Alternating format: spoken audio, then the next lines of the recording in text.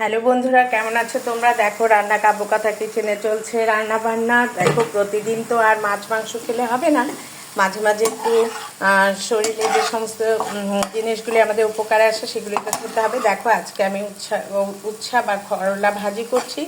এক চুলায় আমার হচ্ছে করলা ভাজি।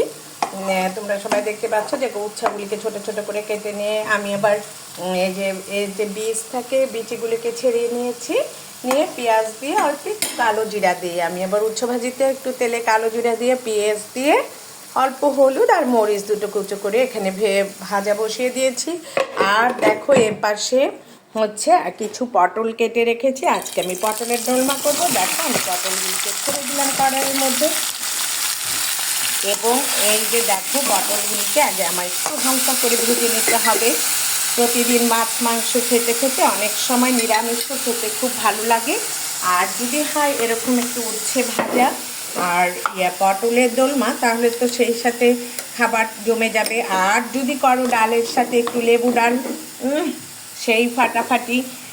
তোমরা আবার বলো দিদি তুমি বলছো, আবার তুমি নিজেই করছো। আমি তোমাদেরকে খেয়ে রিভিউ দেখিয়ে দিব যে আসলে নিরামিষ দিয়ে খেতে কত মজা। দেখো এখানে আমি কিছু পাঁচফোড়ন ছড়িয়ে দিব। তেলে অনেকে পাঁচফোড়ন ছড়িয়ে দেয়, কিন্তু রে বাপ আমি হচ্ছে একটু চিন্তা করি যে এই একই রকম তো সবাই খায়, আচ্ছা একটু এরকম করে দেখি তো আসলে কীরকম হয়।